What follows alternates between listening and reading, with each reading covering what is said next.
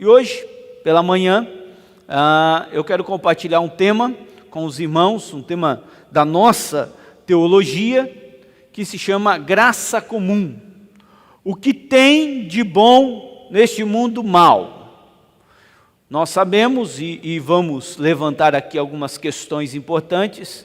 O mundo jaz no maligno, a tendência do homem é cada vez mais se corromper por causa do pecado, mas o que há de bom nisso? Graça comum. Você já ouviu falar nessas duas palavras, graça comum? Graça, com certeza.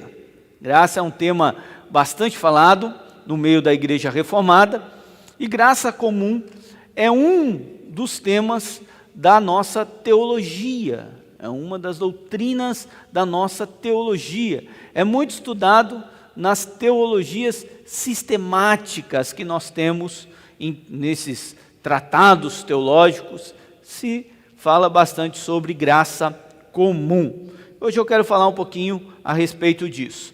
Nosso texto base, Mateus capítulo 5, versículo de número 45, coloquei aqui na tela, está na versão Almeida, revista e atualizada, e diz assim: porque ele faz nascer o seu sol sobre maus e bons, e vir chuvas sobre justos e injustos. São palavras do nosso Senhor Jesus Cristo, nos ensinando, no contexto do Sermão do Monte, que o sol, ele nasce para todos, tanto para homens bons, como para homens maus, tanto para justos, como também para aqueles que são injustos.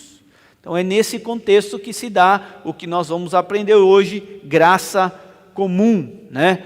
Quero destacar aqui alguns autores que falam a respeito disso, e que esse estudo eu pesquisei nesses autores. Então depois você pode ir um pouquinho, se aprofundar mais, se gostar do tema, pesquisar a respeito desses autores. O primeiro que eu quero citar é um clássico no meio da igreja presbiteriana, principalmente para os teólogos presbiterianos, chama Louis Berkhof, né? Ele escreveu uma teologia sistemática, que é a mais adotada nos seminários presbiterianos, onde o pessoal estuda bastante, sempre está consultando, e Louis Berkhof, ele fala da graça comum.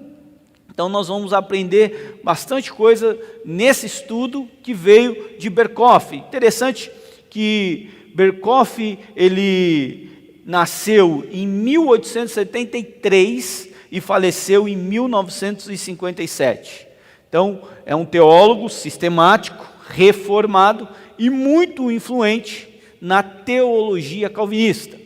Muitos ou quase todos os pastores presbiterianos estudaram e tiveram como base a teologia sistemática de Louis Berkhof. Nasceu nos Países Baixos e depois migrou com a sua família para os Estados Unidos. Se não me falha a memória, ele ficou no estado de Michigan, alguma coisa assim. Pois bem, o segundo é o Wayne Grudem. Esse já é um teólogo mais moderno, né, contemporâneo dos nossos dias, nasceu em 1948, é um teólogo protestante muito conhecido pela facilidade. As teologias sistemáticas, elas são densas, então difícil da gente estudar, mas Grudem tem essa facilidade de transformar um tema difícil, com escritos difíceis, numa linguagem mais fácil. É doutor, né, pela Universidade de Cambridge, e hoje ele é titulado do Departamento de Teologia Sistemática do Trinity Seminary. É isso daí, um pouquinho do Grudem. Ele tem uma vertente mais batista, né, mas trabalha muito bem esse tema da graça comum. Inclusive, ele cita nos seus escritos, na sua teologia sistemática atual e exaustiva, ele cita muito Berkhof, né? Então, a fonte dele também foi Berkhof. Pois bem, quero citar um outro autor para nós a respeito desse tema graça comum, que é o Abraham Kuyper. Abraham Kuyper, eu cito aqui um livro dele em inglês, deve ter, tem livros dele em português, mas quero citar esse, Common Grace, que fala sobre a graça comum. Ele tanto Berkhof, tanto como Gruden, né, tiveram acesso ao material dele. Pois bem, olha que interessante, ele nasceu em 1837 e faleceu em 1920. Né? Ele foi um político, jornalista também, era um estadista, né, e teólogo holandês. Ele era da Holanda, então ele é um teólogo holandês.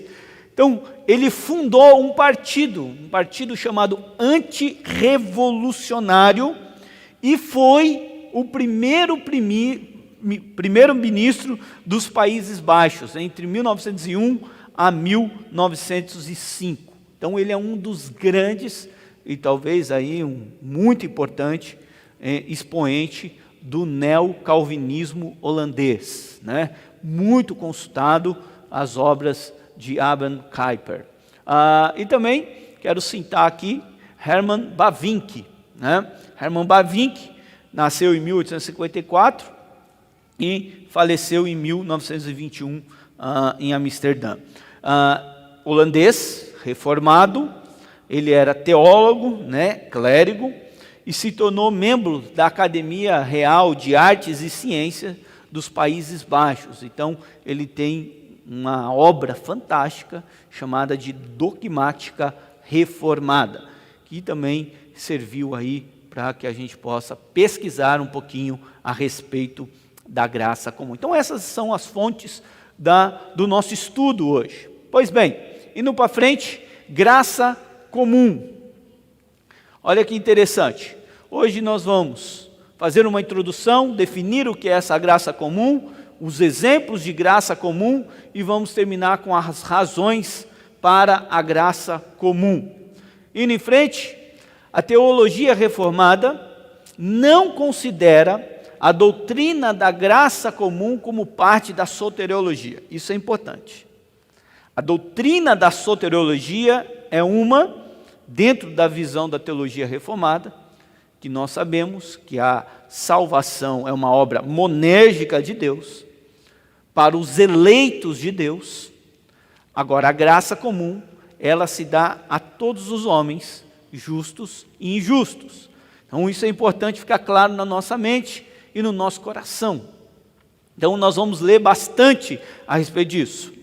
O surgimento da graça comum foi ocasionado pelo fato que há no mundo, ao lado do curso da vida cristã, um curso natural da vida, que não implica a salvação. Então, faz parte de viver nessa terra, homens bons, homens maus, que fazem coisas boas e fazem coisas más. Você vai perceber, e você já deve ter trazido na sua mente, algum conhecido seu que não é crente, que não é salvo em Jesus, mas tem um bom caráter. Não se dobra à corrupção na esfera humana, que faz coisas boas. Exatamente disso que a gente está falando. Indo em frente, algumas perguntas para nós. Como podemos explicar a vida relativamente ordenada que há no mundo, se sabemos que o mundo inteiro jaz sob a maldição do pecado? Essas são algumas perguntas que Berkhof fez e que vale a pena fazermos nos nossos dias, hoje. Outra pergunta: como é que a terra dá fruto precioso e abundante, em vez de só produzir espinhos e abrolhos? Uma terra como a terra do Mato Grosso, que produz muito, como pode isso? Nesse mundo mau? Outra pergunta: como podemos explicar que o homem pecador ainda conserva algum conhecimento de Deus, das coisas naturais e da diferença entre o bem e o mal, e demonstra alguma consideração pela virtude e pelo bom comportamento exterior? mesmo ele sendo pecador? São perguntas que nós precisamos responder e que a graça comum vai nos trazer essa resposta. Para a gente voltar um pouquinho na história, Agostinho, quando ele estava escrevendo e formulando um pensamento contrário a Pelágio, ele diz o seguinte, melhor dizendo, ele salientava a incapacidade total do homem e a sua absoluta dependência da graça de Deus. Ele não trabalha a graça comum, Agostinho não vai falar sobre a graça comum, mas ele entendia que o homem era totalmente incapacitado, totalmente em fazer coisas boas. Essa era a visão de Agostinho. Então ele dependia absolutamente da graça de Deus. Já na Idade Média, a teologia católica romana, nesse sentido, ela contribui, de certa maneira, favoravelmente, porque ela desenvolveu a ideia do natural e sobrenatural. Do natural é que o homem, ele pode fazer coisas boas, né? Expressar coisas boas, mas isso é desassociado com o sobrenatural. O sobrenatural é a fé, é a salvação, e isso o homem só pode desenvolver se Deus der. Essa era a ideia na Idade Média do catolicismo romano. Lutero, ele entendia que o homem, na esfera terrena, pode fazer coisas boas, mas na esfera espiritual não. Lutero tinha uma visão muito parecida com a teologia católica romana. Nesse sentido, o catolicismo ainda ficou um pouco no coração de Lutero. Zwinglio, um dos reformadores também, ele dizia que ele entendia o pecado como corrupção. Veja bem como é importante a gente entender. Zwinglio entendia o pecado como corrupção e não como culpa. Não como culpa. Estamos culpados diante de Deus. Não era essa maneira que Zwinglio entendia. Entendia como uma corrupção do coração do homem. Consequentemente, considerava a graça de Deus como santificante. Então, o homem, por causa do pecado, foi corrompido. A graça de Deus santifica o homem dessa corrupção. E não como graça perdoadora. Como entendemos que somos pecadores, culpados, merecemos a morte. A graça de Deus, a graça salvífica agora, falando dela, ela vem e nos restaura, nos perdoa através do sangue do Cordeiro. Então essa era a diferença de Zwinglio. Pois bem, aí vem Calvino. Agora Calvino foi diferente, porque Calvino já não concordava com a posição de Lutero e nem com a de Zwinglio. Com nenhum dos dois. Calvino não concordava com eles. Pelo contrário, Calvino sustentava firmemente que o homem natural não pode, e eu gravei aí, coloquei em uma cor diferente, por si mesmo fazer nenhuma obra boa. E aqui Calvino está falando de homens tementes a Deus e não tementes a Deus.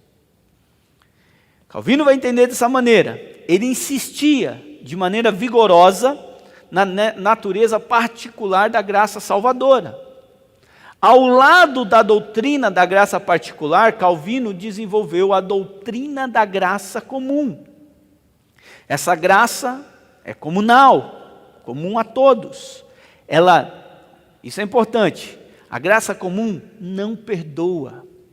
A graça comum não purifica a natureza humana e não efetua a salvação dos pecadores, mas ela é derramada a todos os homens. Nós vamos ver com o decorrer desse estudo que homens maus, homens que não são salvos, melhor dizendo, eles podem fazer coisas boas. Produzir, por exemplo, um lindo poema. Produzir uma música com conteúdo bacana, legal, mesmo não sendo crentes. Então Calvino entendia dessa maneira. E ele, falando aqui da graça comum, ela reprime o poder destrutivo do pecado. Então Calvino entendia o seguinte: se Deus não derramasse dessa graça comum no coração de todos os homens, estou falando da graça comum, principalmente daqueles que não são salvos, o poder destrutivo do pecado tinha contaminado muito mais. Então, se ainda temos coisas boas em um mundo mau, isso é por causa da graça comum. Da graça comum. Pois bem, agora sim, vale a pena a gente entrar nessa parte de Adão e Eva.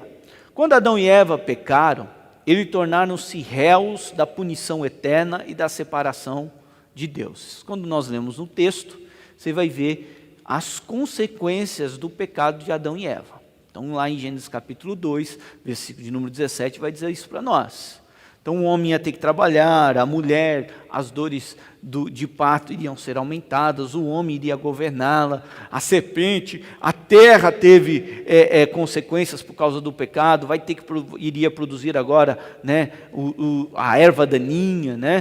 Tudo isso aconteceu. E houve uma separação de Deus. Eles foram expulsos do jardim do Éden.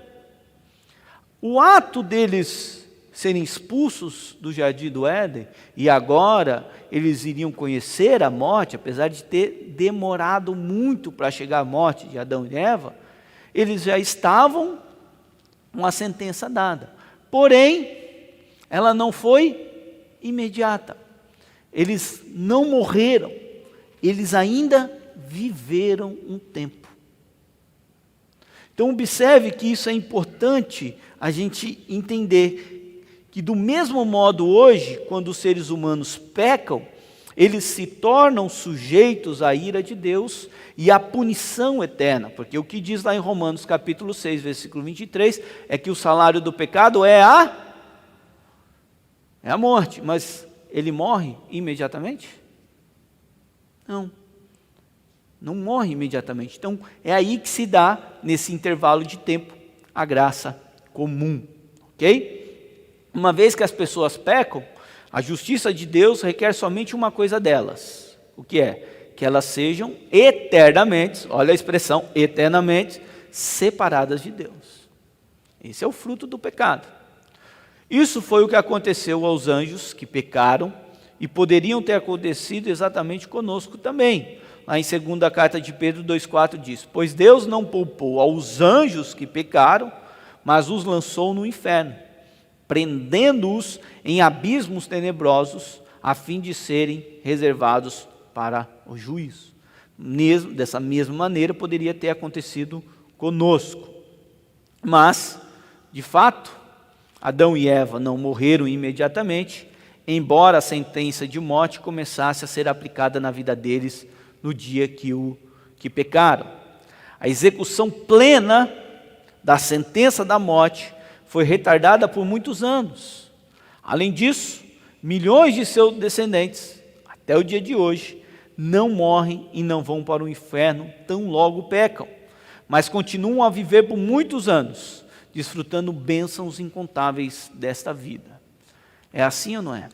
A pessoa erra, peca, vive inteiramente longe de Deus, não se converteu, mas tem uma boa vida, desfruta de bênçãos nesta terra.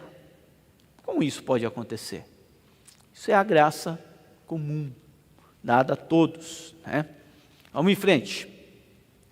Como pode ser isso? Como Deus pode continuar a conferir bênçãos a pecadores que merecem somente a morte? Não somente aos que finalmente serão salvos, mas também a milhões que nunca serão salvos, cujos pecados nunca serão perdoados. Como Deus ainda pode continuar derramando bênçãos sobre eles? As respostas a essas perguntas é que Deus concede-lhes o que nós chamamos do quê? Graça comum. Podemos definir graça comum da seguinte maneira: graça comum é a graça de Deus pela qual Ele dá às pessoas bênçãos inumeráveis que não são parte da salvação. A palavra comum aqui significa algo que é dado a todos os homens e não é restrito aos crentes ou aos eleitos somente. Por isso que homens maus, que não temem a Deus, podem produzir coisas boas. E a gente vê isso no dia a dia da nossa vida. Isso não significa que eles, por causa desta obra boa, por causa de fazerem coisas boas, eles serão salvos. Talvez, e aí no campo da salvação, só Deus sabe, nunca serão salvos. Nunca serão salvos.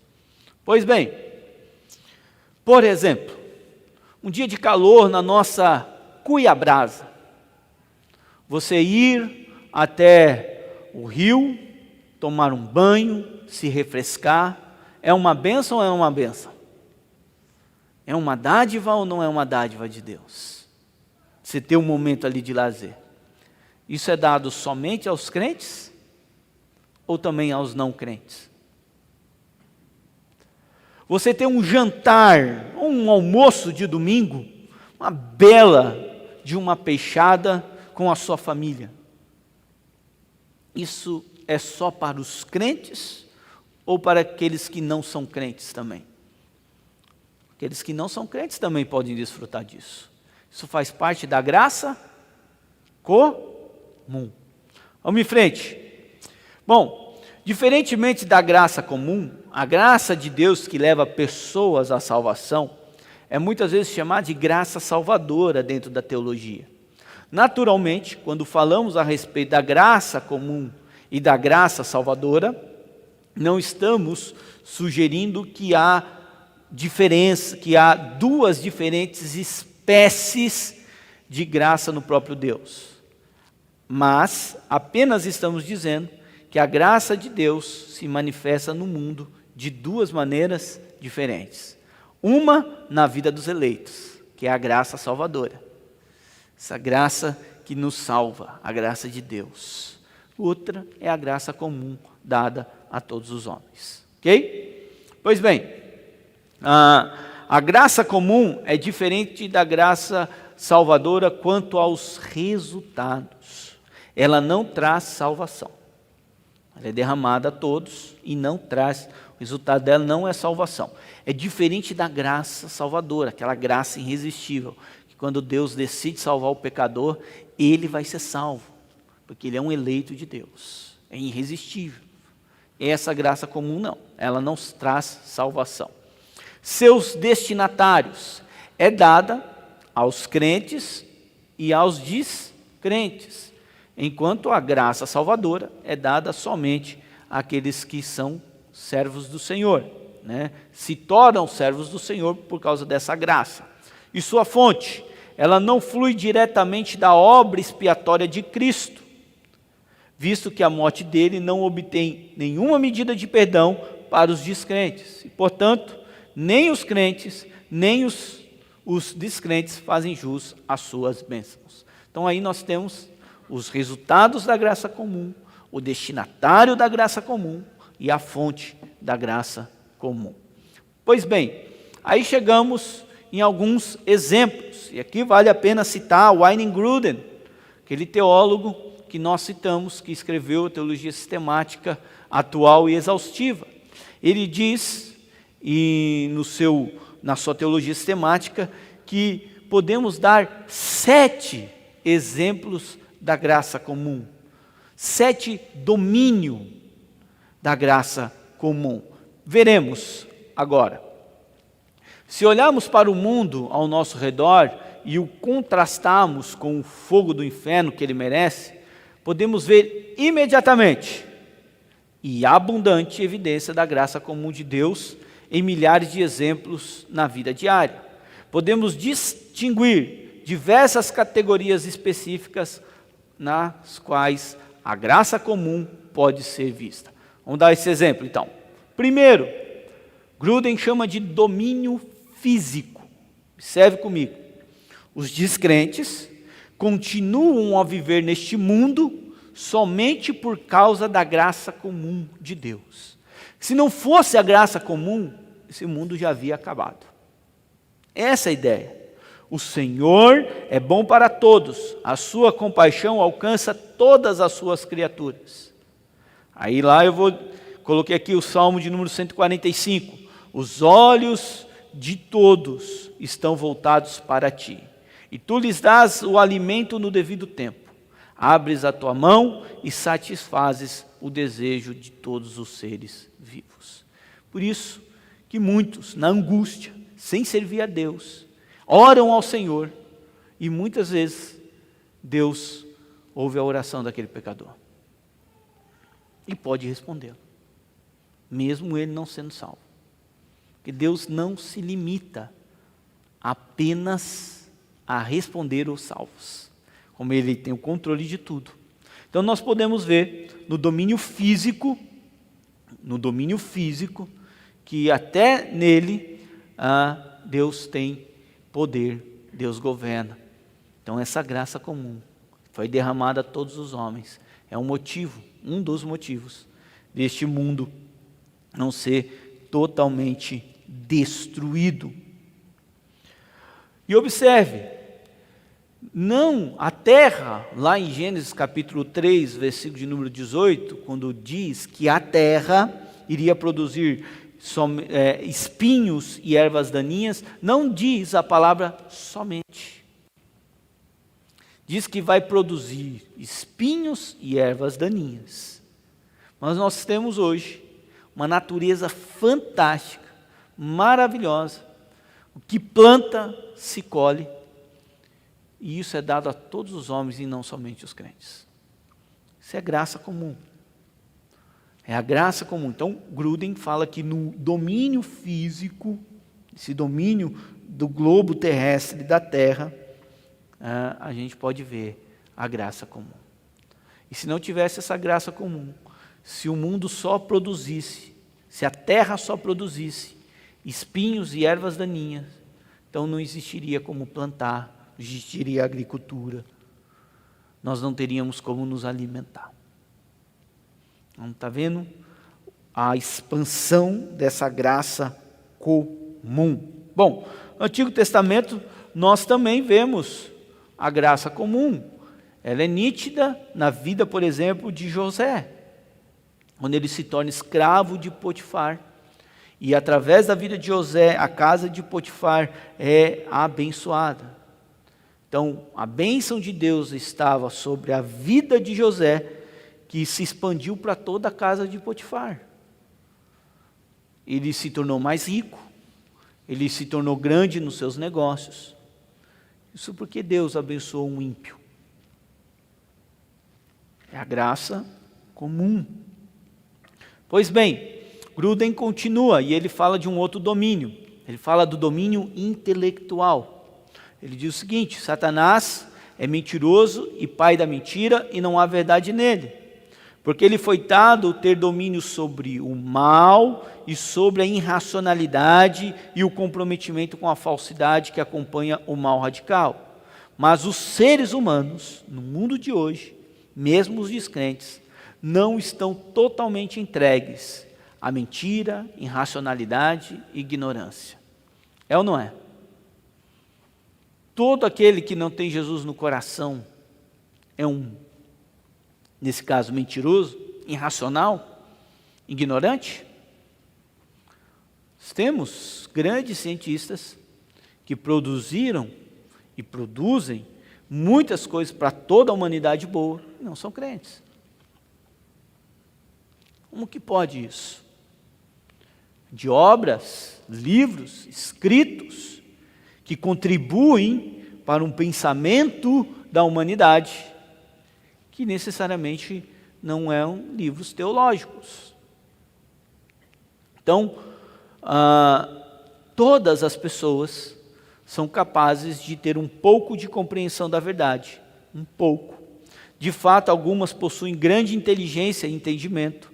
Isso também deve ser visto como resultado da graça comum de Deus. João fala de Jesus como a verdadeira luz que ilumina todos os homens. Pois, em seu papel como Criador e sustentador do universo, não particularmente em seu papel como Redentor. O Filho de Deus concede iluminação e entendimento que vem a todas as pessoas do mundo. Se a gente olhar hoje a nossa tecnologia, é fascinante. Talvez para alguns a tecnologia de hoje seja assustadora. Por outro lado, é fascinante. Hoje você tem uma facilidade para tantas coisas, uma comodidade. Pensa, hoje você bate a chave, seu carro já liga. Você vai daqui, vai para lá, com o seu carro, tecnologia.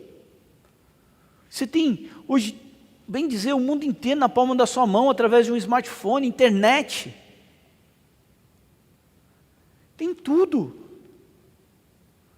Claro que o homem usa isso também para as coisas ruins. Eu estava vendo essa semana uma entrevista de uma empresa, e ela, uma empresa de drones na Europa. Ela é usada, essa empresa foi contratada por um governo, que agora eu não me lembro de qual país é, para levar vacinas a povoados distantes.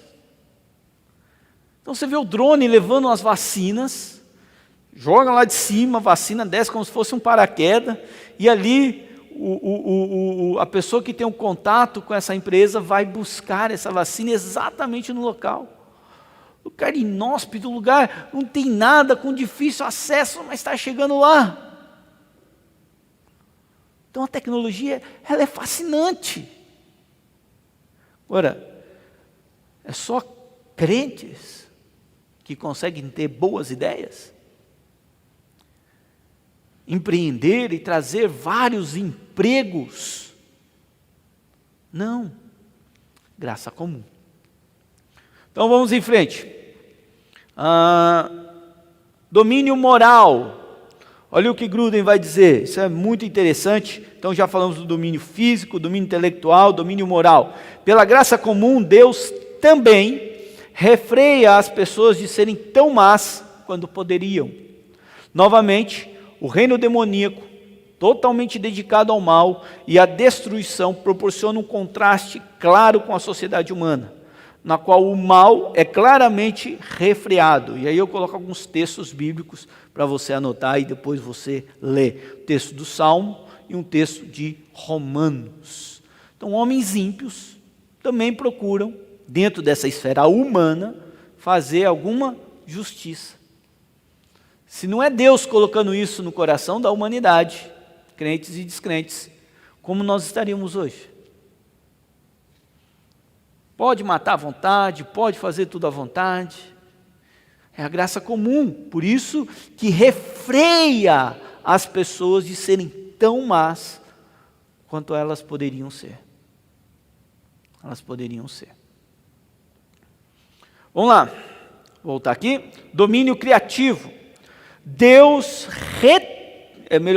distribuiu medidas significativas de capacidades em áreas artísticas e musicais, assim como em outras esferas nas quais a criatividade e a habilidade podem expressar-se, como praticar esportes, cozinhar, escrever e assim por diante. Coisas fantásticas. Pessoas que têm habilidades fantásticas de compor letras lindas, de trocar um instrumento que você fica maravilhado, e você olha e fala, nossa, isso é tão lindo, parece que me deixa até perto de Deus ouvindo, aí você vai ver o cara é incrédulo. Mas quem deu esse dom para ele? Um atleta que chega no auge da sua capacidade, que se torna o melhor atleta do mundo, você fala, nossa, esse rapaz é muito bom. Na área, no futebol, você olha e fala, nossa, esse Cristiano Ronaldo é uma máquina de fazer gols. Esse Lionel Messi tem uma categoria fenomenal. Eu não sei, mas vale aqui uma pergunta. Eles são crentes? Parece que não. Mas como eles podem ter uma habilidade assim? Entre outros. Então, esse domínio da arte, de quem desenha, faz ali uma tela, uma pintura que você fica admirado com aquela beleza, com aquela música. Isso é graça comum, gente. É graça comum. Então, às vezes eu fico...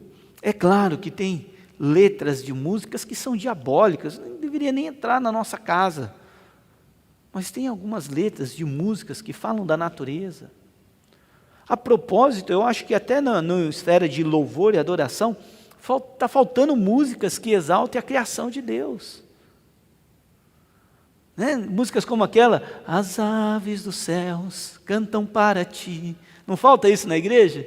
Porque a natureza é tão bela, tão linda, e sai dali, alguns homens fazem tantos poemas, compõem tantas coisas a respeito da natureza, falta a gente ter mais louvor de adoração a Deus, exaltando a criação do Criador. Pois bem, além disso, Deus nos dá a capacidade de apreciar a beleza em muitas áreas da vida. Ou não? Vai dizer para os homens aqui, que você não aprecia aquele carro bonito, passou do seu lado e falou, que carro bonito. O cara que desenvolveu, desenhou aquilo, teve a ideia, os engenheiros aqui, talvez não seja crente não. Mas você está admirando aquilo. No fundo a gente está dizendo, como Deus pode dar capacidade ao ser humano de fazer coisas tão belas e tão lindas. É a graça comum. Nessa área, assim como na esfera física e intelectual, as bênçãos da graça comum são às vezes derramadas sobre os descrentes.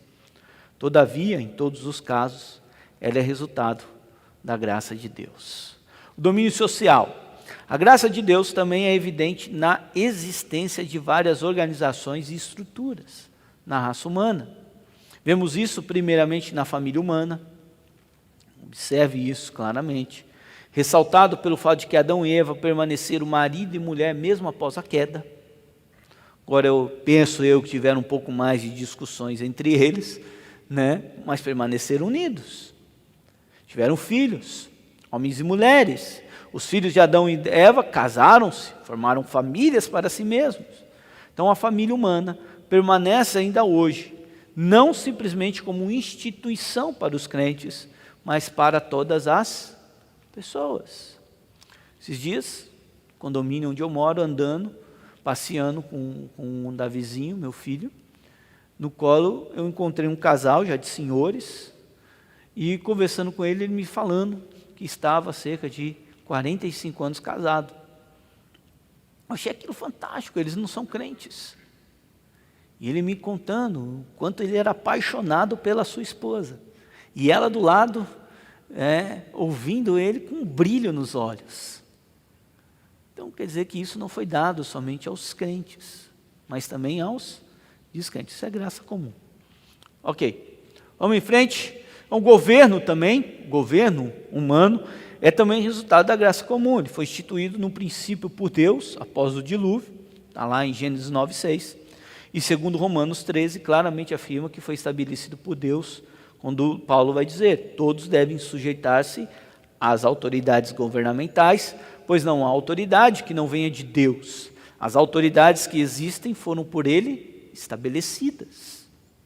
E está claro que o governo é dom de Deus para a raça em geral, pois Paulo diz que a autoridade é serva de Deus para o seu bem, e que ela é serva de Deus, agente de justiça, para punir quem pratica o mal. Imagina se nós não tivéssemos governos, não tivéssemos leis, como seria a sociedade?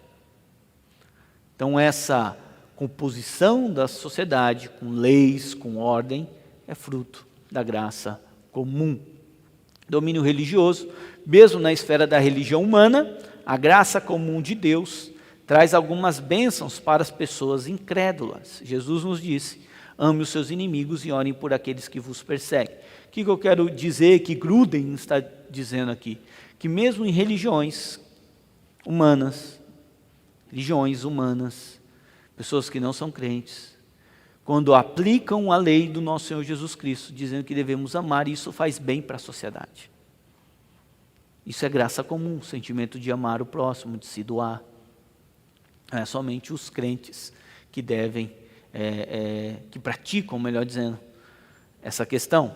Por último, a graça comum, mais uma vez salientando isso, não salva as pessoas. A despeito de tudo isso, devemos perceber que a graça comum é diferente da graça salvadora. Então essa ideia de que as boas obras salvam, eu vou fazer muita boa obra, eu vou fazer muita coisa boa, porque eu vou alcançar a salvação, não existe. Não existe. A despeito de tudo isso, devemos perceber que a graça comum é diferente da graça salvadora. A graça comum não muda o coração humano, nem traz pessoas ao genuíno arrependimento ou à fé. Ela não pode salvar e não salva pessoas, embora na esfera intelectual, moral, ela possa preparar as pessoas para torná-las mais dispostas a aceitar o Evangelho. A graça comum refreia o pecado, mas não muda a disposição fundamental de pecar e nem purificar a natureza decaída.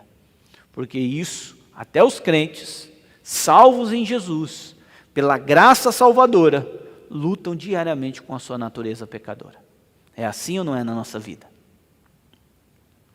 Pois bem, razões então para a graça comum. Eu listei aqui algumas, 4 razões. A primeira, para redimir os que serão salvos. Então a graça comum, ela trabalha também nessa esfera para redimir os que serão salvos. Pedro diz que o dia do juízo e da execução final da punição está sendo retardado, porque há ainda mais pessoas que serão salvas. Lá ele diz, 2 Pedro, capítulo 3, versículos 9 e 10, o seguinte: o Senhor não demora em cumprir a sua promessa, como julgam alguns. Ao contrário, Ele é paciente com vocês, não querendo que ninguém pereça, mas que todos cheguem ao arrependimento. Segunda razão, para demonstrar a bondade e a misericórdia de Deus para a humanidade. A bondade e a misericórdia de Deus não são vistas somente na salvação dos crentes, mas também nas bênçãos que Deus dá aos pecadores que não as merecem. Quando Deus é bondoso para com os ingratos e maus, como diz Lucas capítulo 6, versículo de número 35. O salmista, no Salmo 145, verso 9, vai dizer que o Senhor é bom para todos, e a sua compaixão alcança todas as suas criaturas. Então, através da graça comum, Deus demonstra sua bondade, sua misericórdia com a humanidade. E para demonstrar a justiça de Deus, quando repetidamente Deus convida os pecadores a virem à fé, repetidamente eles recusam os seus convites, e a justiça de Deus em condená-los é vista muito mais claramente. E a outra razão é para demonstrar a glória de Deus. Finalmente, em tudo isso, em todo esse domínio de Deus, essa graça comum que Ele derramou sobre a vida de todos, é possível a gente ver Deus e glorificarmos o nome do Senhor. Só há bondade nesse mundo por causa do amor e da graça de Deus. Pois bem, chegando no final do nosso estudo hoje sobre graça comum, eu sei que é um tema bem tenso, é um tema da teologia sistemática, e às vezes a gente tem que ler bastante, não é muito agradável, mas é importante que a gente olhe para o mundo com esse olhar dessa graça comum, porque nós vamos glorificar a Deus muito mais. Nós vamos exaltar o nome do Senhor muito mais, em saber que tudo vem dEle e é para Ele. Pois bem, quero concluir dizendo o seguinte: graça comum não significa que quem a recebe será salvo. Então, fica claro aí na sua mente e no seu coração. Essa graça, ela não tem poder salvífico. Ok? Segundo, devemos ter cuidados e não rejeitar as coisas boas que os descrentes fazem, considerando-as totalmente más. Pela graça comum, os descrentes fazem algumas coisas boas. Devemos ver a mão de Deus nelas. Sejamos agradecidos por elas, como por exemplo nas amizades. Em cada ato de bondade, no que elas trazem de bênção para outras pessoas. Tudo isso, embora o descrente não saiba, procede em última análise de Deus, e Deus merece a glória por tudo. Um dos grandes amigos que eu tive ao longo dessa minha jornada como pastor, vai fazer 13 anos de ordenado, foi um amigo, que até hoje ele não é crente, mas se tornou um grande amigo. E eu brinco até hoje com ele, falo assim, rapaz, o que falta para você é Jesus no coração, o restante você tem tudo. Então, isso é graça comum. Nós temos que louvar a Deus, até por coisas boas que os descrentes fazem. Para terminar, a doutrina da graça comum deveria estimular no nosso coração a gratidão muito maior a Deus. Quando descemos uma rua e vemos casas bonitas, jardins, as famílias vivendo em segurança, ou quando negociamos no mercado e vemos os resultados abundantes do progresso tecnológico, ou quando andamos pelos bosques e vemos a beleza da natureza, quando vamos, aqui no nosso contexto, para a Chapada e ver aquela beleza, aquela maravilha, quando somos educados no vasto conhecimento humano, devemos perceber não somente que Deus, em sua soberania, é o responsável último por todas essas bênçãos, mas também que Deus as tem concedido aos descrentes.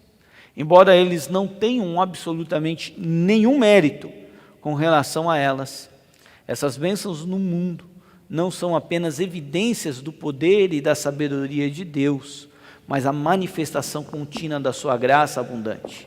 A percepção deste fato deveria fazer o nosso coração se encher de gratidão a Deus em cada atividade da nossa vida. Possamos, então, aprender um pouco mais sobre esse tema tão importante que é a graça comum. Amém? Então, se alguém tiver depois alguma pergunta, ficou com alguma dúvida, pode mandar um e-mail para mim, que eu vou tentar te responder. Até a beleza nossa é graça comum, né? É a graça de Deus.